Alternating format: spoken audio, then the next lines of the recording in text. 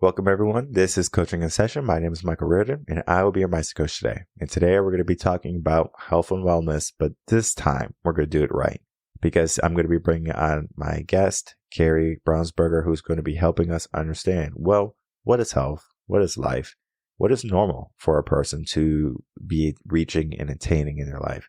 Because if we just look at the whole aspect of what we think health and wellness is, it might not be what most people think. Most people say, well, as long as I can, bend over, walk up a flight of stairs, don't have a heart attack today, I'm healthy. Yet, we might be on the brink of that heart attack. We might be on that brink of an injury. And it's all because we are not paying attention to what's going on in our life. How can we start to implement, what's needed, what needs to be changed, and how to do it? And we talk about so many great things in this episode, from the start to health and wellness, to how we should be looking at it when we're older. All of the things we talk about today are going to be essential for you to be in a better place, not only today, but also in your future. So let's get into the interview with Kari and myself so you can learn how to live in your truest form.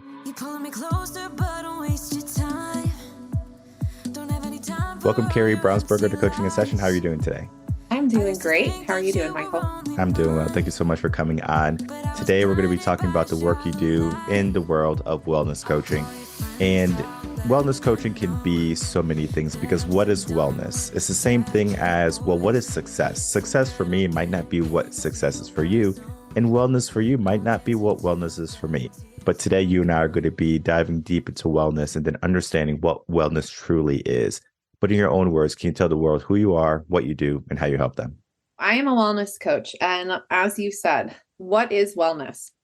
I think about it as all of the things that we do in our life that support our thinking, consumption, and movement. And all of those things really work together and are connected to the way that we feel, the way that we go about our daily life, and ultimately the health and well-being that we have. My goal for all of my clients is, in our work together, we're going to create essentially their toolbox, kind of unique personal guidebook of habits and just a sustainable foundation of lifestyle routines that are going to work for them for whatever their wellness goals are. And so for some people, that might be releasing some weight. For some people, that might be mental or physical performance goals. For some people, that might be optimizing, not necessarily just lifespan, but optimizing health span. I know longevity is a big kind of buzzy topic right now. So we're starting to think about that, which I think is a good thing. It can be any of those things, and kind of what are the habits that you have or that you want to create serve you in those goals. You're right. We have to look at wellness as its totality. And I know sometimes when we look at just wellness, it can be very Hollywood-esque. You have to have a six-pack abs if you're a guy, if you want to be healthy. You have to be slender if you're a lady. You have to, all this criteria that is needed for wellness. But wellness is more than just looking a certain way. You even said it, the thinking consumption of wellness, right? And I want to get into that. I want to get your take on that thinking consumption of wellness. And then we can get into movement a little bit later. But how can people start to think in a better way so wellness can come more readily into their life? So one of my favorite exercises that I do with clients when we first start working together, I will do an exercise about identity. And that sounds maybe a little bit woo-woo or intangible. And you're like, why are you a wellness coach talking to me about identity? But there's a method to the madness. And this comes from many, many different research papers about people who have made a significant change in their life, and they've been able to maintain that change. It may be a significant amount of weight loss, or perhaps they gave up smoking or some sort of addiction, things like that. And in all of this research, there tends to be one commonality among everyone who says, I've been able to do this and maintain this big change. And, you might be thinking like, oh, they all just went on this specific diet or whatever, right? And no, it's not that. The number one reason why all of these people have been able to make this change and maintain it is that they have created a new identity for themselves. They have become healthy Kari. So what I do with my clients, they might come to me and again say, okay, I want to lose 30 pounds. Well, why? Well, I want to look a certain way, or I want to feel better in my body, or things like that. And it's not that there's anything wrong with that, of course, but we need to get to the heart of who is that person who's going to be 30 pounds lighter. Do this exercise, and it's an exercise that people can do on their own too. And it doesn't have to be just about wellness goals. It could be really about any goals. I like to, just take a few minutes and really let yourself go there. Really let yourself dream about who this person is. How do they spend their day to day? Who do they spend it with? What do they do when they wake up in the morning? What do they do before they go to bed? How do they feel as they move about their day? What do they prioritize? What are their values? And as you start to shape this person, that person essentially becomes your North Star for this journey that you're on. And the great news is, if you can envision who this person is, they are real. Like, they are inside of you.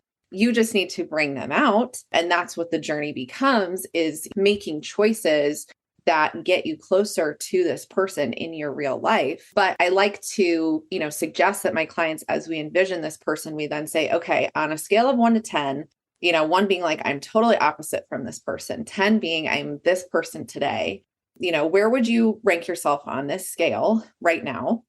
And then at the end of our work together, where would you like to be on that scale? And that's a really good way to create kind of a more tangible way to measure your progress outside of, the weight loss or, performance gains or things like that, and it becomes about a bigger why. Can use this healthy version of you, future version of you, to help you guide how you live your day-to-day life. I was raised Catholic, and we had those "what would Jesus do" bracelets. And so I always tell my clients, like, think about, you have your bracelet that's like, what would healthy me do in this situation? And use that to help you just guide your day-to-day choices and become and embody whoever that person is. Yeah, identity is so important. And for the people who don't understand how powerful identity is, it's not the foundation, but it's literally the marker that we give ourselves. So for example, we create our first identity, typically around 7 to 11, and we hold it, right? Then we get into the bigger identities, and that's when the teens start, the teen year starts coming in, and that's where all the issues are. Because it's like, we have this identity, we're a goth person, we're a rock star, we're a jock, and then the ego steps into. And it can be difficult when you become finally an adult and you're struggling with your identity. Who am I? Because you might look in the mirror, or you might even avoid looking in the mirror because you don't want to look at who you are becoming, or who you have became. And just understanding who you are, right? I am healthy. I am strong. I am powerful. But then we have to look at the aspect. Are we lying to ourselves? Because the subconscious knows if we're lying to ourselves. For example, the easiest example I can give is, I'm going to be a millionaire tomorrow. And if you have $0 in the bank, you're probably not going to be a millionaire tomorrow. All right. But if you're on track, right, you have good investments, you have a successful business, you are doing all the right things, and maybe you have like $800,000 in the bank, you can probably say that, and it could be true. It could become reality, right? The subconscious sees it as, well, that's not far. That's not a big jump. That's not a big leap. Identity is the same thing, because if we are looking in the mirror, if we're looking at our life and we're saying, well, we want to be better, we want to be more healthy, how far are we? And you got it perfect. On a scale of 1 to 10, where are you on that scale of identity? Are you 1 or are you 10? Because if you're 1, we got some work to do, right? If you're a 10, okay, let's make some adjustments, right? Because you're here for a reason. And sometimes we get that, I guess you can say, that voice or that whisper in our head that might deter us from reaching our true potential, right? We want to be healthy, but we give ourselves an excuse. We give ourselves a reason. We give ourselves a belief that is not helpful for us in our way of thinking toward wellness. What's a common trend you see when you're working with people and they're on that way to a stronger identity, to the identity that they want to reach, that is always kind of like a roadblock or an obstacle for them? Yeah, I think there are a few different themes that come to mind. The first thing being challenging the idea that multiple things can't be true at the same time, or that everything is kind of one extreme or the other. An example would be getting back to those I am statements. It's not just about saying I am healthy. What does a healthy person do? What are some of the habits that they have? So a healthy person can be stressed and can still make a healthy choice for them in the moment, whatever that might mean for them. Kind of challenging this belief of, in this example, well, I'm stressed. And so therefore I have no time to make myself a meal that's going to serve me, that's going to fuel me, that's going to make me feel good, something super quick and easy, or I need, nothing at all. And then I'm just going to skip a meal and that's going to lead me to overconsume later. Or, I'm stressed, so I want something that's going to give me some comfort and, some good feelings and, things like that. For many of us, food is pleasurable and joyful. And I think that's okay as long as you're consuming it for the right reasons. Kind of challenging that idea that two things cannot be true at once. I can be stressed, I can be tired, I can be, whatever it is, and I can make this healthy choice that I want to make. I can still go to the gym. I can still get a 10-minute walk around the block. I can still do 5 minutes of breathing, whatever it is. Kind of helping people to get to that place of believing those things can be true at the same time. In that same kind of line of thinking, getting people to a place where they realize that it's not all or nothing. So a lot of clients that I work with, I call them restriction refugees. So I think many of us have lived this. I personally have lived this on my own health and wellness journey, which is why I ultimately, left a totally different career and became a wellness coach. Many of us have done the fad diets, the crazy extreme workouts, kind of done the yo-yo thing of, give up this entire food group or, whatever the case might be. And I come from a belief and a training that all foods can have a place in a healthy diet as long as you don't have an allergy to it. And so again, when I'm helping people think about what is sustainable for them for their entire life, unless you want to give something up for your entire life, then it's not going to be sustainable. You're eventually going to have to face your relationship with whatever that thing is. So let's work on creating a healthy relationship with that versus just saying, okay, I'm just going to restrict. I'm not going to eat any sugar. I'm not going to eat any carbs, whatever it is until I hit this specific goal. And then when I hit that goal, then I'll deal with it. Well, guess what happens? We never deal with it. And, then we just yo-yo back to where we were. This idea of, well, I can't achieve my goals unless I take this really extreme approach, or everything is going to be off limits, or, whatever the case may be. We can be mindful choices. We can, tune into our body's natural hunger and fullness cues. We can choose to prioritize working out. We can choose to prioritize having protein and vegetables at every meal.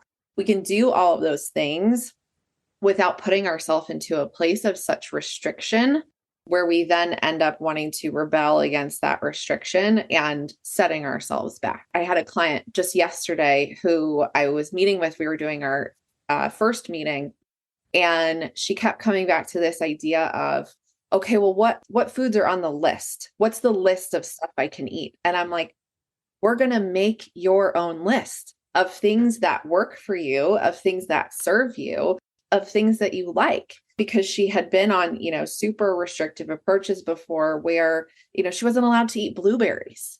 And I'm like, girlfriend, blueberries aren't the problem.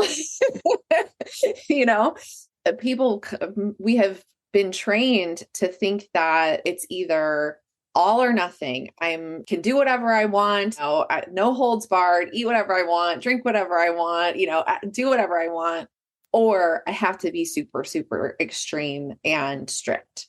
And again, it's like that spectrum of how do we get you to move closer to the middle so that you're not creating unhealthy relationships one way or another. And you have freedom around food and movement and your mindset so that you can really understand what works for you.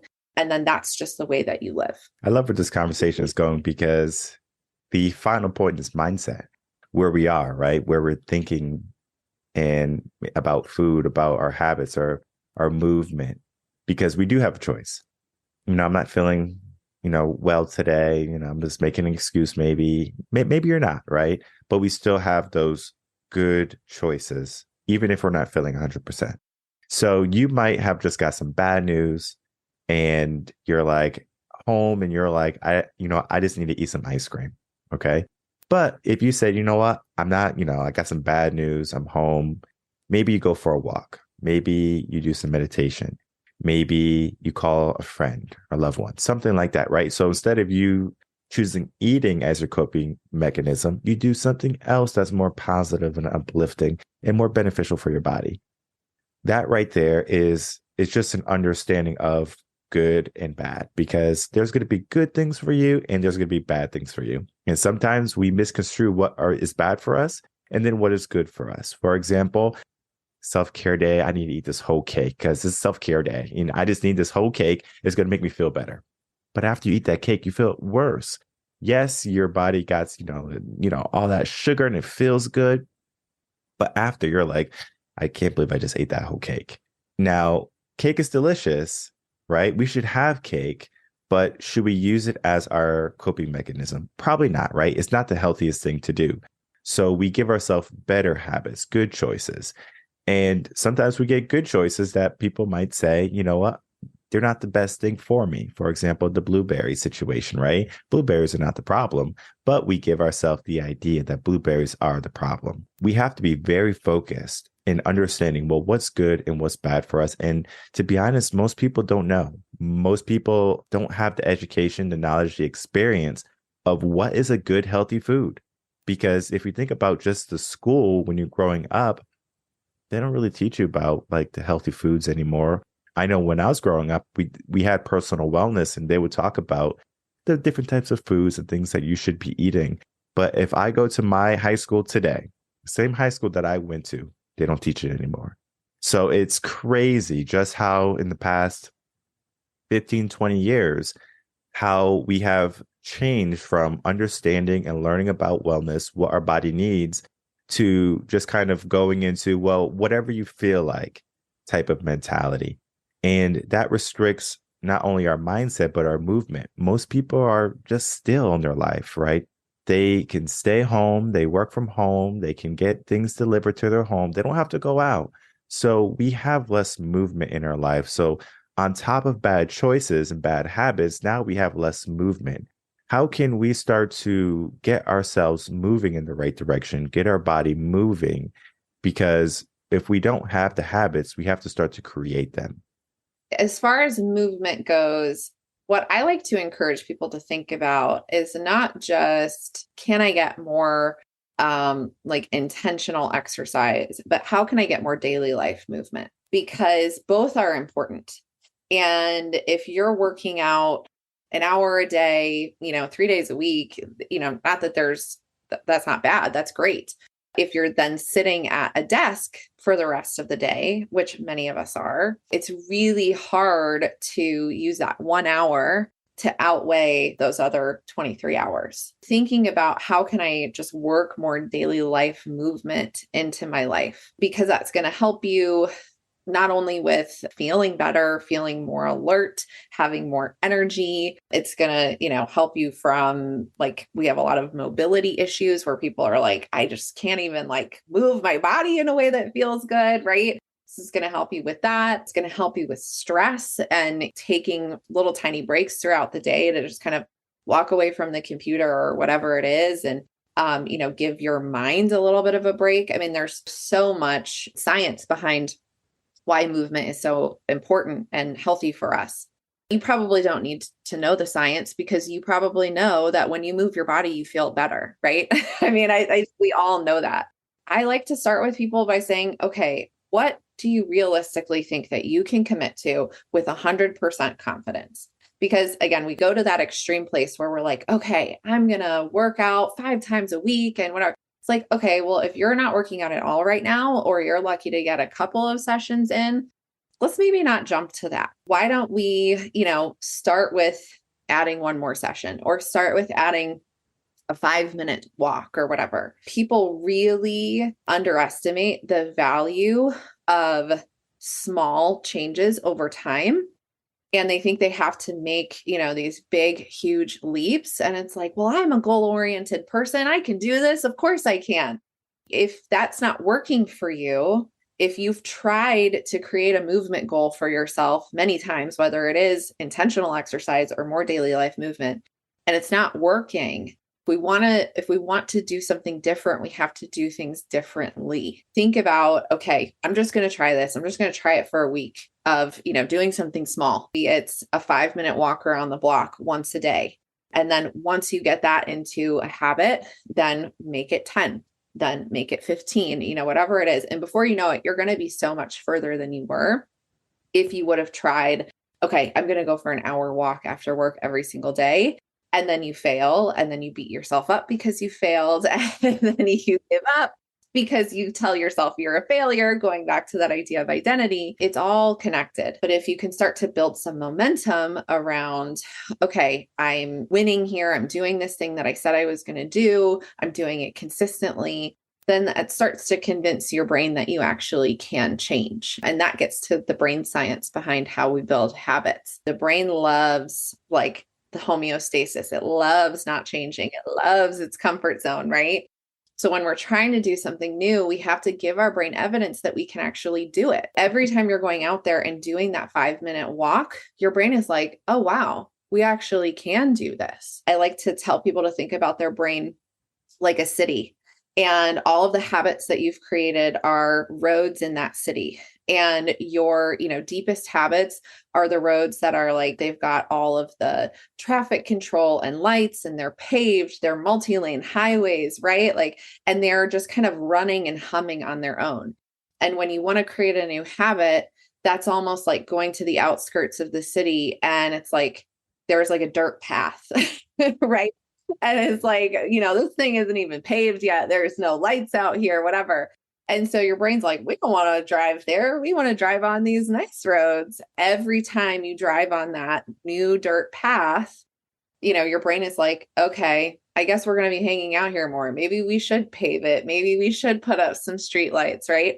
And it starts to find ways to help you, integrate that habit into your life more automatically and more easily. I would say if you're struggling with movement habits, you want to build movement habits, start smaller than you think that you should. Start with something that you feel you can do with 100% certainty, and just commit to doing that for 3 weeks.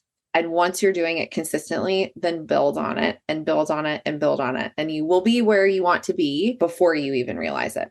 Yeah, it's the micro stepping or just the small victories. And yes, the brain is eventually going to acclimate to whatever you're doing. So if you're saying, I'm going to do boxing, and maybe you start boxing and you're just winded after 5 minutes, keep doing it. After a month, you might be able to go 8 minutes, 10 minutes, and we build up from there. And then the brain is going to say, well, this guy or girl's crazy, right? I always got to go boxing every evening. I might as well give them a little bit extra juice, right? At the end of the day, when most people are feeling drained, they want to sit on the sofa. Not you, right? Because the brain already knows, all right, he's going to do it. She's going to do it. Might as well give them the energy to do it. So we just hardwire our thinking to know that, hey, you know what? We're going down this path every single day. Might as well pave it. Might as well put some streetlights, as you said. It's such a great analogy because we are not just looking at, well, we have to always go down this dirt road. It's always going to be the same dirt road. It's always going to be a bumpy ride. It's always going to be difficult. Eventually, the brain's going to say, well, this is just a regular day. This is a regular thing. This is my normal. And that's where we are, right? During the pandemic, there was a phrase that people were throwing around, like, let's get back to normal, right? Well, what was normal? No one knew what normal was, right? After 3 months of being locked down and everything, people were wondering, well, is it normal yet? Is it normal? They're like, no, it's not normal. And the reason why is because they never defined normal for themselves. They just thought normal was go to work 9 to 5, come home, sit in the sofa. Well, to be honest, what they did was they still work from home 9 to 5, and they sat on the sofa once they got out of the office. Like, where is the normal there, right? Then we're just looking at the small aspects of what normal is, the mask wearing, or the social distancing, right? Of course, that is definitely not normal to what your normal was, but our general life didn't change. And people didn't realize that. But yet people packed on 15, 20 pounds. So it's like your life didn't change. Maybe your circumstance changed a little bit, but the routine has to be there. We have to create that routine. So a routine of you getting up, going to work is a good thing versus you just getting up, stepping into your kitchen or a table, going on your laptop, doing your Zoom meetings and stuff like that. That's a total shift. And what a lot of people did was they just kind of said, oh, well, this is nice. Movement was gone. They had less movement in their life. So now people are finally realizing at this point, 2, 3 years later now, it's like, all right, I need more movement. I need to be more conscious of my health and my wellness, because they finally got to a point where it's like they realize their body's hurting. They realize that, all right, I know I can be better. I know I can do more. I can be more healthy. I want some changes. And that's so important for people to realize. And you said something really great early on, and I want you to dive deep into this. You said life versus health span. And I want you to dive into what that ideology is, because if we think of life, right, what is life? And we think of health, well, what is health? And the span is that in the span of everything, do you want to live a healthy life? And some people just kind of live life, like they got their aspect of, oh, I'm just going to work until I'm 65, retire. Life expectancy just dropped about a year ago. I don't think people realize that. Why are we not upgrading ourselves? And it seems like we're downgrading ourselves. There has to be something there, that secret of life versus the health span. And I would love your take on that. They're both important. Lifespan is number of years that you live. Health span is number of years that you're healthy. And obviously, we don't want to have a long health span and a short lifespan. We don't want to have a long lifespan and a short health span, right? We want to be that 90-year-old person who's still like out taking their walk every day, or, like doing whatever. I mean, I think we've probably all heard the stories or even know people who they work so hard all their life. They finally retire, they're going to finally travel. They're going to finally do these things that they want to do. And 2 months later, they drop dead from a heart attack. While it doesn't always necessarily have to be as extreme as that, I think this idea of waiting until later in life to worry about your health, I think there is some shift that's happening there. You're thinking not just about, okay, well, to have a long life, I need to, go to the doctor every year and get my blood work done, or, go to the dentist or whatever. Yes, all of those things are important. What are you doing that's optimizing your health span? And that's why really creating your toolbox and your kind of personal guidebook for what serves you and your health goals is so important. And it's so important to do it as early in life as you can.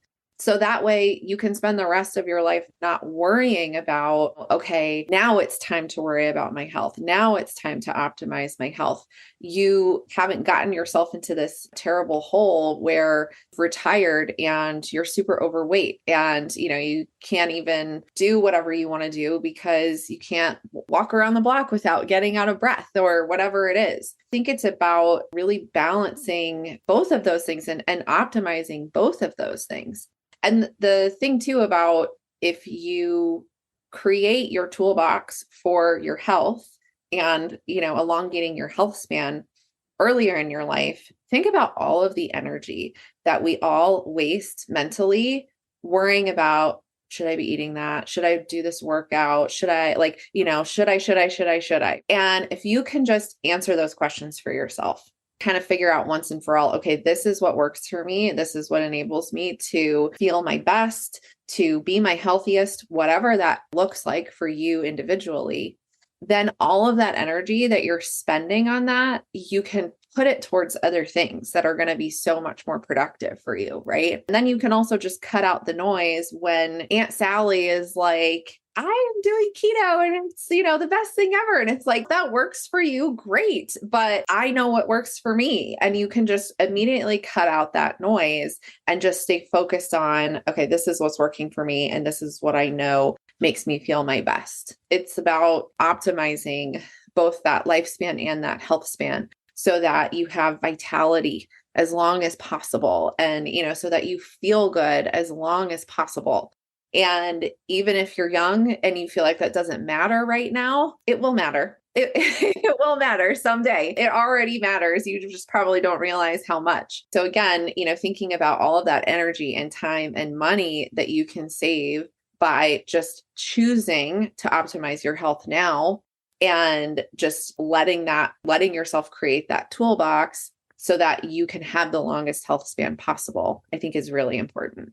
Sometimes I'm at the gym and I see folks that are probably in their 70s, 80s, and they're killing it. And I'm like, whoa, this is amazing. I want to be like that. Because if I look at my parents, they sacrificed so much. They will work to the bone. And fitness was something important for them early on. But when they got busier with just more work and more obligations, and I know it could be difficult to be a parent, especially with many, many children.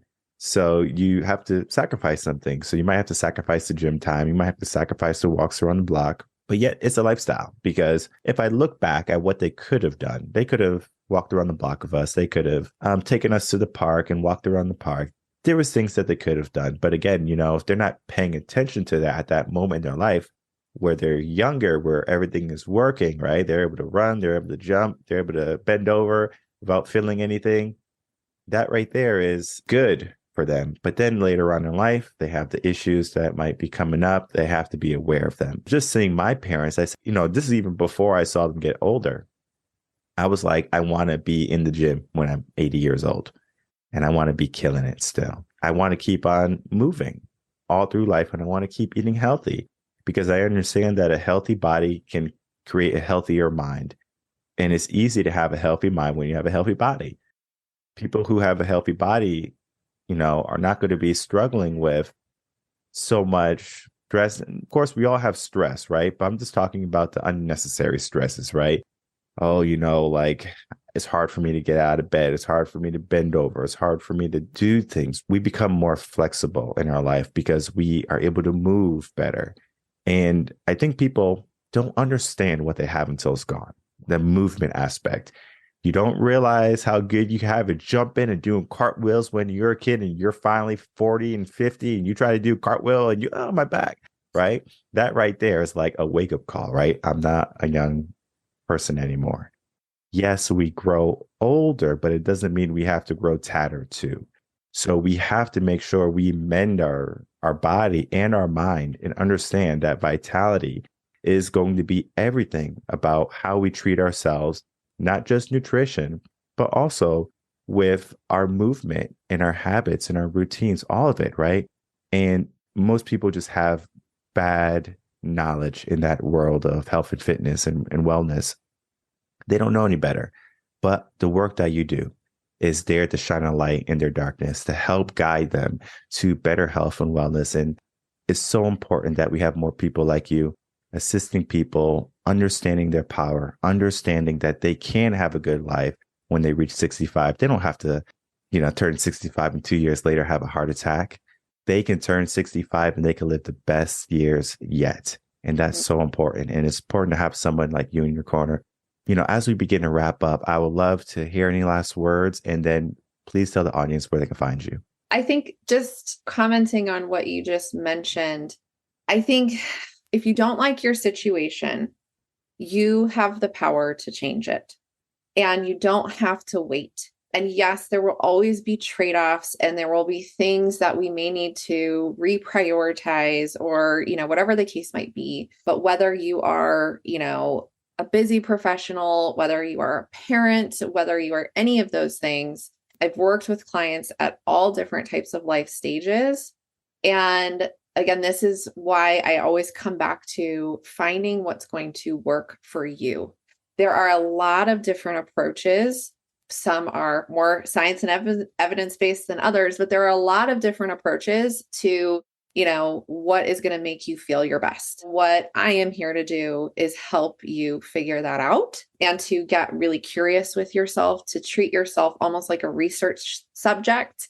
And, you're going to experiment with some different things and you're going to find the habits that serve you and support you, so that you don't have to wait until this thing happens. Well, I just need to get through this and then I can focus on my health or focus on feeling better or whatever. There's so much research that supports if you are in good health and you feel good every day, you are a better performer at work. You make more money. You are a better parent. You are a better spouse. Like all of these things in your life are improved when you feel good. And I think we probably all know that and feel that. Like when you show up in your life and you are, feeling good and you don't have any pain and you don't feel sluggish and, whatever it is, you probably feel great and creative and engaged and have more joy versus when you're not feeling that way. So that is really what I want people to understand, is that you do not have to wait. If you do not like your situation, you have the power to change it. And I am here to support you in it. With that, I would say the best place to find me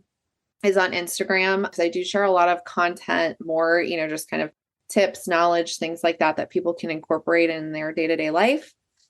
So my handle is at Kari Brownsberger 3. That is a great place to find me. And then I also have founded a company. I'm a co-founder with a couple of other people who have been on their own wellness journeys too.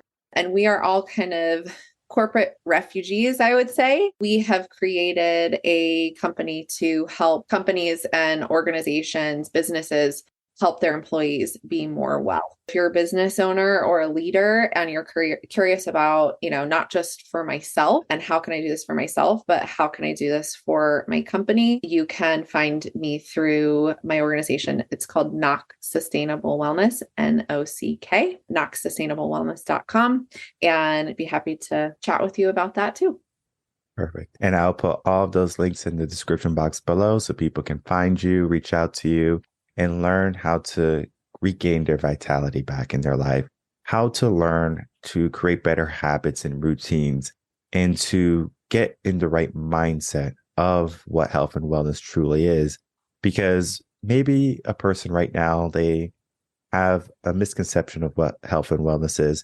And after listening to this, they're going to have a better understanding of what wellness is and health. But they need to take that next step, right? That's going to be getting a coach, getting someone in their corner that's going to help them, guide them. And it's so important to have someone like that in your corner, because yes, you can go on that journey alone, but it just takes so much longer. You're going to have so many more pitfalls and you're going to have so many more learning lessons that could have been mitigated if you just had someone in your corner like Kari. And I can't tell you how much I loved our conversation, Kari, because you were just on it today. You just know what you're talking about. And I loved everything we talked about. I know everyone who's listening is going to love you also. And I, again, encourage everyone to reach out to you and then learn more about the work you do. I want to thank you so much for coming on, spending a little bit of time with me today, and helping us understand a little bit more about your work as a wellness coach. All right, everyone. I'd like to thank you so much for watching that interview with Kari Brownsberger and myself. As you can see, she's going to be spot on when it comes to health and wellness, because it's difficult sometimes to find people to speak on health and wellness in a way that's light, that's fun, that's engaging, that's relatable. Because anyone can say, you know what, go to the gym, eat right, do keto, you're going to be all right. You're going to be on the right track. Just walk around the block a little bit. You'll be all right. Put some dirt on it. You'll be just fine. We have to know, well, where are we when it comes to health and fitness? Our identity that we create. How do we create it? How do we think about ourselves? Do we run away from who we are trying to be? Do we run away from who we are? Some people have a difficult time looking in the mirror and saying, I need to make some changes in my life. If I keep going down this path, I'm not going to be well in 5 years or 10 years, or I'm going to be in the grave before I'm 65 and retire. If I keep going down this track, I'm not going to be in the best possible position. And that's where most people are. Most people are struggling right now to figure out, where are they in their life? What should they be doing in their life? And it all comes down to most people just don't know. Parents today, when they're raising their kids, they're so busy. So they say, well, just go get some snacks in the pantry or whatever. So everyone's eating Cheetos and Doritos, and they have all of these foods. And when they grow up, they say, well, guess what? I need to be eating Cheetos and Doritos and sodas. Yet an epiphany can happen. And I'm going to tell you a story. When I was in high school, and I remember my brother was still in high school at the time, and we went to his football training. So yeah, I wasn't on the football team because we didn't have a football team at my high school, but I went to my brother's football practice in the summer. I remember we would run a mile every morning. So the first day I run a mile, I'm like, dang, this is tough because I'm just not, I'm not in running shape. But then I said, you know what, I'm going to keep at it. After a week, maybe 2 weeks, I started running those miles and I got better at it. My body said, you know what? This guy's crazy. He's going to run a mile every morning. Let's give him the energy. Let's give him the focus. Let's give him the drive to do it. And I succeeded. But then one day I said, you know what? I'm top of the world. And it's a Friday night. And you say, you know what I'm going to do? I said, you know what? I'm going to drink a whole cream soda. I drank a 2-liter cream soda by myself. I didn't even share with anybody. So I drank that whole 2-liter cream soda. And let me tell you, when I went back for training, that next time I trained, and I tried to run 1 mile, I couldn't even run half a mile. And I said, wait, what is the reason for this? And I was like, it had to be the soda. Maybe it was a mindset, but it's probably the soda. So I said the soda was the culprit. And I said, no more soda for the rest of my life. And since then, I don't go to sugary drinks. Yes, maybe an occasional ginger ale if I'm not feeling well. Maybe some sparkling water that has no sugar or calories or whatever. Maybe I'll do that. But I said to myself, this is not good for me. And even when I was 28 years old, fast forward now, I was doing the work to figure out what type of foods my body enjoyed. Because your body is not going to enjoy certain foods. There's a book called The Inflammation Spectrum. And in that book, they're talking about how some foods can cause inflammation. And I found that certain foods are not good for me. And it's funny when we talked about that blueberries are not the problem. Blueberries are probably not the problem. She is correct. I learned, certain types of carbs are not good for me. What types of things my body enjoys more than others. Not saying that I don't enjoy cake or I don't enjoy ice cream or I don't enjoy soda. It's just that I said, this is not good for me long term. So I made some changes. I made some adjustments. And you might not know that those adjustments have to be made until you are at the other end of some bad news. You're like, well, the reason why you're obese is because you're eating all this pizza, all these carbs, all these sugary drinks. And then you're like, oh, wow, I didn't know. And we don't know. We don't know something is broken until it needs to be fixed. For example, there's like a saying or a phrase like the squeaky wheel gets the grease. But yeah, we can do the maintenance on the wheel before it becomes squeaky. So we say, you know what, the wheel is probably, due for maintenance. Your car is due for maintenance. It needs some oil. Well, what about our body? What about our mind? How much maintenance do we give that? How much attention do we give that? Most people, they don't give much. Most people just think, well, as long as I'm, moving and it's working or it's kind of working, I'll be all right. You should not be struggling and pushing through life in pain and not in full control of your future. How can you get back your future? How can you get back your life? Because you should live a long, strong, healthy life. Because if you are just thinking in your mind that you can do it tomorrow or you can do it later or another day, you're going to find yourself on the other end mistaken. So you need to make sure that you have somebody in your corner like Kari who's going to be helping you understand that you can make the right changes and the right choices in your life. Where do we begin? We begin today. Looking at your life, the whole totality of health and wellness can be daunting, but if you have someone in your corner, it's going to be much more palatable. And then understand the mindset of where you need to be too, because everything is going to be a critical component in getting you to your best life yet. My name is Michael Rearden. I'm a mindset coach. If you have any questions, you can email me coachinginsession@gmail.com, and I'll see everyone on the next episode of Coaching in Session. Until then, everyone take care.